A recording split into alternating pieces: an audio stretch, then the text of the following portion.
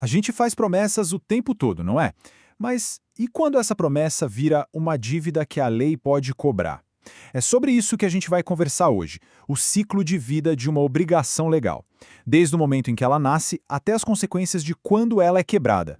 Pois é, quando que uma promessa deixa de ser só da boca para fora e vira algo que a justiça pode exigir?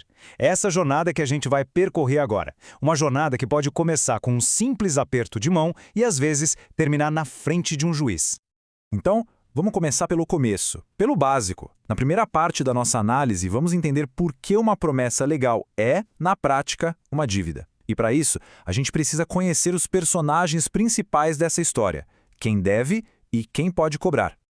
E por que esse assunto é tão importante? Bom, para quem estuda para concurso, esse gráfico aqui é um mapa da mina. A análise estatística da FGV mostra que 40% das questões são sobre o cumprimento da promessa e 37% sobre quando ela é quebrada. Ou seja, são os dois tópicos que mais caem, de longe. Então, o que é uma obrigação, afinal? Pensa num um laço jurídico. De um lado desse laço está o devedor, que tem o dever de fazer alguma coisa. Do outro lado está o credor, que tem o poder de exigir que essa coisa seja feita. É mais que uma promessa, é um vínculo com força de lei. E aqui estão eles, os nossos protagonistas, lado a lado. O devedor, que em latim é o solvens, é quem paga, quem cumpre. Já o credor, o accipiens, é quem recebe. É bom guardar esses nomes porque eles definem toda a dinâmica da coisa. Certo. Agora, na segunda parte, vamos falar do final feliz de toda a obrigação, o pagamento. É quando a promessa é cumprida, a dívida morre. Mas para o direito, pagar não é tão simples quanto parece. Tem muito detalhe envolvido. E essa frase aqui ilustra um princípio fundamental, o da exatidão. Imagina o seguinte, alguém deve um Fiat 147. Aí a pessoa chega para pagar com um Opala Diplomata, que vale muito mais. Parece um bom negócio, né? Mas o credor não é obrigado a aceitar. O combinado era o Fiat. O contrato tem que ser cumprido exatamente como foi escrito. Para um pagamento ser considerado perfeito, ele tem que responder a 5 perguntinhas básicas. Um tipo de checklist. Quem paga, para quem se paga, o que se paga, onde e quando. A regra geral parece simples, mas as exceções são importantes. Por exemplo, a regra é pagar na casa do devedor, a não ser que o contrato diga o contrário. Cada um desses Qs tem que estar certinho. E olha só como a lei se atualizou. Antigamente a gente pensava logo num recibo de papel, assinado. Hoje, a prova do pagamento, a tal da quitação, pode vir de um e-mail ou até de uma mensagem de WhatsApp. O que importa é que a prova seja clara, que não deixe nenhuma dúvida. Beleza? Vamos para a terceira parte. Acontece que nem toda dívida acaba com a entrega exata do que foi prometido. Às vezes a vida cria uns desvios. Agora a gente vai ver as formas alternativas, mas totalmente legais, de encerrar uma obrigação, que vão além do pagamento tradicional. A primeira alternativa é a dação em pagamento. O nome pode parecer complicado, mas a ideia é bem simples. É uma troca negociada. É uma solução super prática para quando o devedor não tem o dinheiro, mas tem um bem que interessa para o credor. O segredo aqui é uma palavra: consentimento. Exatamente como nesse exemplo aqui. A dívida era em dinheiro, R$ 10.000, mas foi paga com um carro. O ponto central é a aceitação do credor. Se ele não concordar com a troca, não tem negócio. A obrigação original continua valendo. Depois temos a novação. Pensa nisso como se fosse apertar um botão de reset na dívida. A obrigação antiga morre, desaparece e no lugar dela nasce uma nova. Com novos termos, talvez um novo devedor, um novo credor. E o detalhe importante é que as garantias da dívida antiga, tipo uma fiança, também somem, a não ser que seja combinado que elas continuam. E por último, a compensação. Essa é o famoso tamo quite da lei. Se eu devo 100 para Maria e a Maria me deve 100, as dívidas simplesmente se anulam.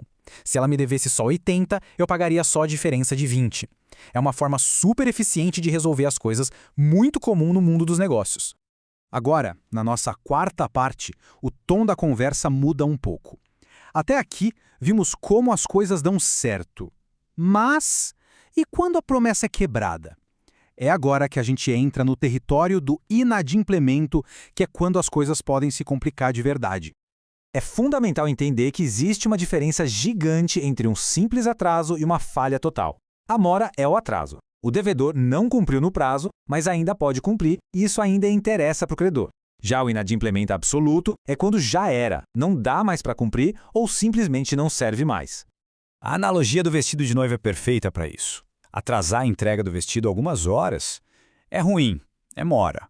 Mas entregar o vestido um dia depois do casamento, aí não adianta mais nada. A promessa se tornou inútil.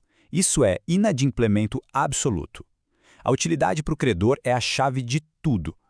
E assim chegamos à nossa última parte. Quebrar uma promessa legal tem um preço. E esse preço, normalmente, vai muito além do valor original da dívida. Vamos detalhar agora quais são os custos e as consequências de não cumprir o combinado. A conta de quem não cumpre o contrato pode ficar bem salgada. Além do valor principal da dívida, a pessoa pode ter que pagar por perdas e danos que o credor teve, juros pelo atraso, correção monetária para atualizar o valor, multas previstas no contrato e, claro, os honorários dos advogados.